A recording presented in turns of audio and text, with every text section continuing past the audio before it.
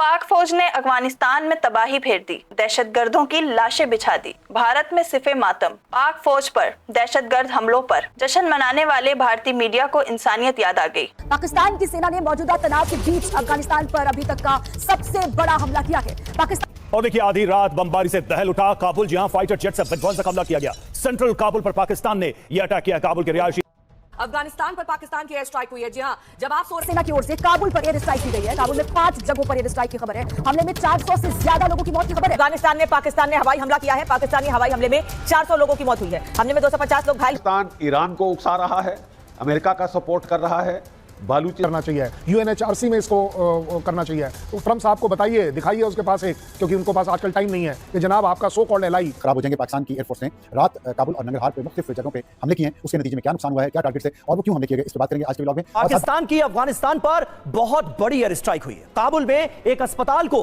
पाकिस्तान ने निशाना बनाया। एयर स्ट्राइक करके 400 से ज्यादा लोगों को मौत के घाट उतार दिया गया। 300 से ज्यादा लोग अस्पताल में भर्ती कराए गए। ये तस्वीरें आप देखिए। काबुल पर यह कहा जाए बीते दिनों से ये अब तक की सबसे बड़ी स्ट्राइक है जो पाकिस्तान की तरफ से अंजाम दी गई है, और पाकिस्तान ने अफगानिस्तान को लेकर अपने नापाक इरादे जाहिर कर दिए हैं। एक अस्पताल पर बमबारी की गई है। 400 लोगों की मौत की खबर खुद तालिबान ने कंफर्म की है।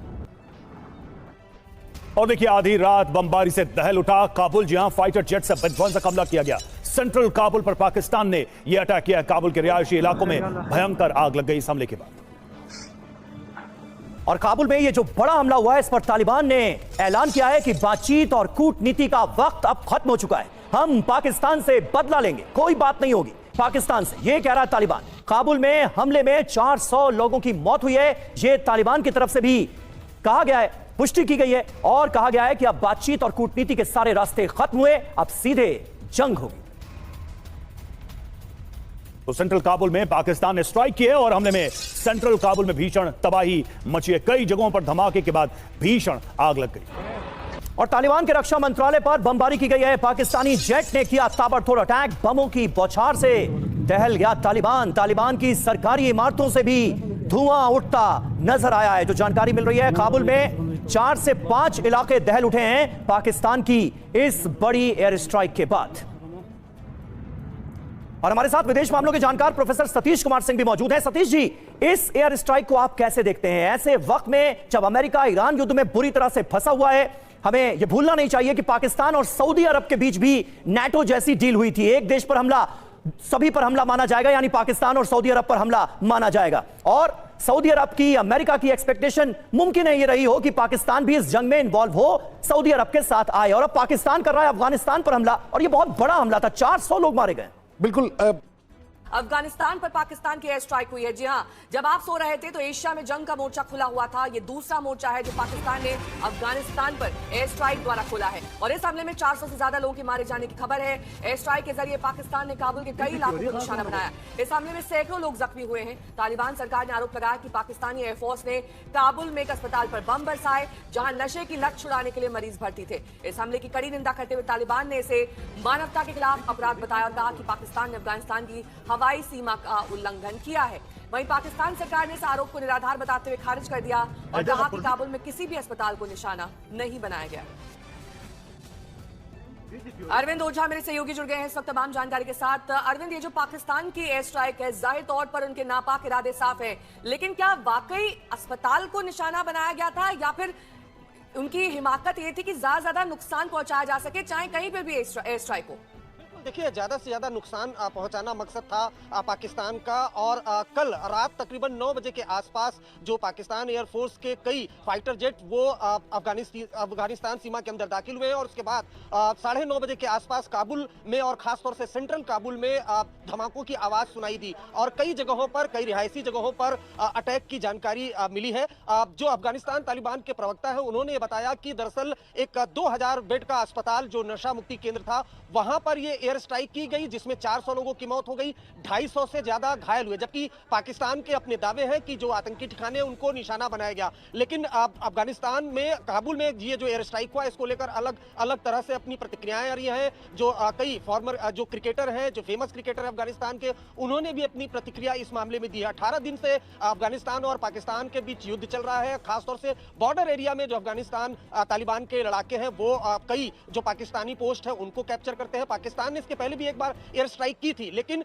कुछ दिनों पहले ही पाकिस्तान के राष्ट्रपति ने जब सोशल मीडिया पर एक और बड़ी खबर आपको बता दें, काबुल पर एयर स्ट्राइक का वीडियो पाकिस्तान ने जारी कर दिया है। इस हमले में 400 से ज्यादा लोगों की जान गई है।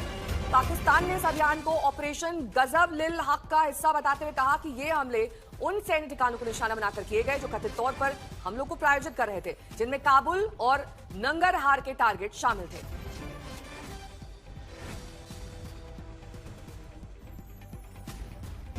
पाकिस्तान की सेना ने मौजूदा तनाव के बीच अफगानिस्तान पर अभी तक का सबसे बड़ा हमला किया है। पाकिस्तानी सेना की ओर से काबुल पर एयर स्ट्राइक की गई है। काबुल में 5 जगहों पर एयर स्ट्राइक की खबर है। हमले में 400 से ज्यादा लोगों की मौत की खबर है।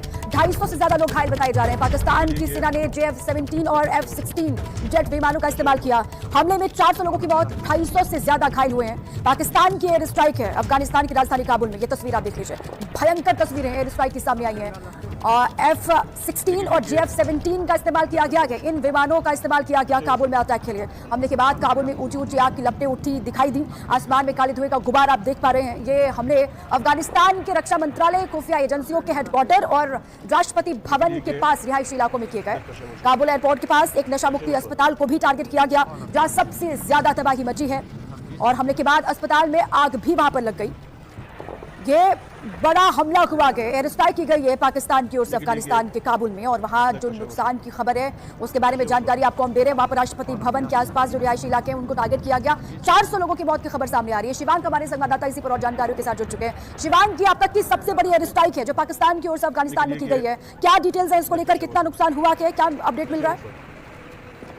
जी देखिए, मतलब जानकारी भी यही मिल रही है कि कल बीती रात 9:30 बजे के आसपास पाकिस्तानी सेना ने 5 जगहों पर अफगानिस्तान में भीषण मतलब बॉम्बिंग करी थी, जहां पर हाई इंटेंसिटी बॉम्बिंग का, हैवी पेलोड का इन्होंने प्रयोग करा था।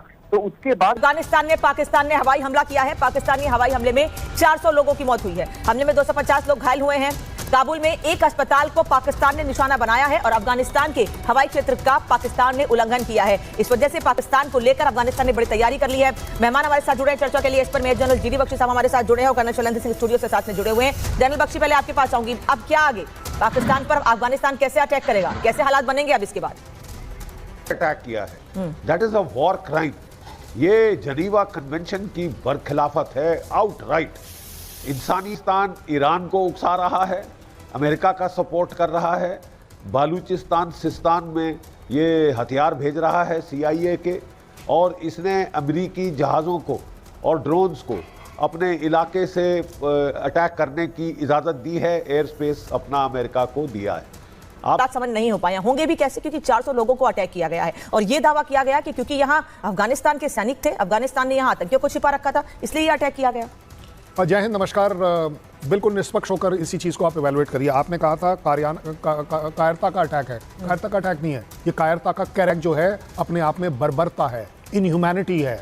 मैं कहता हूँ ह्यूमन राइट वायलेशन है। इसलिए सर ने जो कहा मैं उसको एक कदम आगे ले जाता हूँ। इंडिया को सबसे पहले इसे कंडेम करना चाहिए स्ट्रॉन्गेस्ट पॉसिबल वर्ड्स के अंदर। दूसरा, कोई ना कहीं किसी ना किसी तरह की मेडिकल एड देनी चाहिए। यूनाइटेड नेशंस में इसको रेज करना चाहिए, UNHRC में इसको करना चाहिए। तो ट्रम्प साहब को बताइए, दिखाइए उसके पास एक, क्योंकि उनको पास आजकल टाइम नहीं है कि जनाब आपका सो कॉल्ड एलाई कहने के लिए इस तरह की ज़मीनी हरकतें कर रहा है। सबसे बड़ी बात जो आती है वो ये है कि जिनीवा की स्पेलिंग अपने आप में शायद पाकिस्तान। आज के व्लॉग में हम बात करेंगे पाकिस्तान और अफगानिस्तान के दरमियान जो जंगी कैफियत है, क्या मामला बेहतर होंगे या मजीद खराब हो जाएंगे। पाकिस्तान की एयरफोर्स ने रात काबुल और नंगरहार पे मुख्तलिफ जगहों पे हमले किए हैं, उसके नतीजे में क्या नुकसान हुआ है, क्या टारगेट से और वो क्यों हमले किए गए, इस पर बात करेंगे आज के व्लॉग में। और साथ बात करेंगे कि पाकिस्तान और ईरान के दरमियान जो सफारतकारी हो रही है पिछले कई दिनों से, behind the scene, behind the curtain, उसके मुस्बत नतीजे निकलना शुरू हो गए हैं। और जिस वक्त मैं आपसे ये बात कर रहा हूँ, अब से तकरीबन 20 घंटे बाद या 24 घंटे बाद एक टैंकर जिसका नाम कराची है, वो अबुधाबी से क्रूड ऑयल लेके कराची में किमाड़ी की बंदरगाह पर नजरअंदाज हो चुका होगा,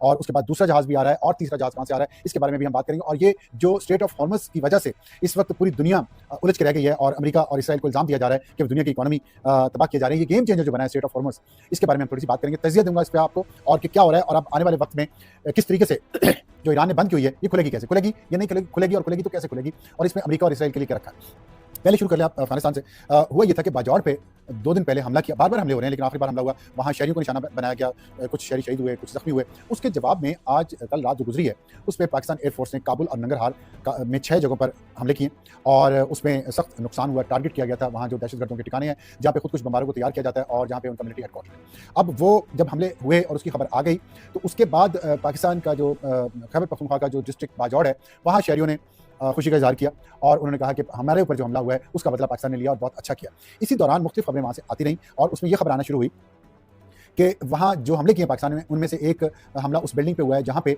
ड्रग एडिक्ट्स, जो नशे के आदी लोग हैं, उनका इलाज होता है, उनका रिहेबिलिटेशन सेंटर है, और उसमें लोग मारे गए। उसके बाद पाकिस्तान की जो इंफॉर्मेशन मिनिस्ट्री है, उन्होंने एक प्रेस रिलीज जारी की है जिसमें उन्होंने कहा है कि ये सब झूठ है, और पाकिस्तान ने किसी सिविलियन को टारगेट नहीं किया, बल्कि पाकिस्तान ने 16 मार्च की रात को काबुल और नंगरहार में जो हमले किए हैं वो दहशतगर्दों के ठिकाने हैं और फौजी तनसीबात हैं, और उसमें इन दहशतगर्दों को तावन करने वाले जो इंफ्रास्ट्रक्चर है, मिलिट्री इंफ्रास्ट्रक्चर, उसको निशाना बनाया गया। उसमें टेक्निकल जो इक्विपमेंट है उसका जखीरा था, असला और गोला बारूद का जखीरा था, उसके गोदाम शामिल थे, और ये बदला लिया गया। उसमें जो जिनमें मासूम पाकिस्तानियों को टारगेट किया जाता है, वो असला जो तबाह हुआ काबुल और नंगरहार में, वो असला इस्तेमाल किया जाता है मासूम पाकिस्तानियों को, पाकिस्तानी शहरियों को निशाना बनाने में, और बार बार यहाँ पे खुद कुछ हमले किए जाते हैं। और उसका सबूत पाकिस्तान ने ये कहा है कि हमने ये इंतहाई दुरुस्तगी और एहतियात के साथ ये हमले किए हैं, और इसमें किसी किस्म का कोलैटरल डैमेज नहीं हुआ। ये पाकिस्तान का दावा है, पाकिस्तान की वज़ारत इत्तलात का। और इन तनसीबात को मनशियात बहाली मराकज़ करार देना हक़ाइक़ को मसख़ करने की कोशिश है, जिसका मकसद सरहद पार दहशतगर्दी की गैर कानूनी सरपरस्ती को छुपाते हुए जज्बात को भड़काना है। ये कहा है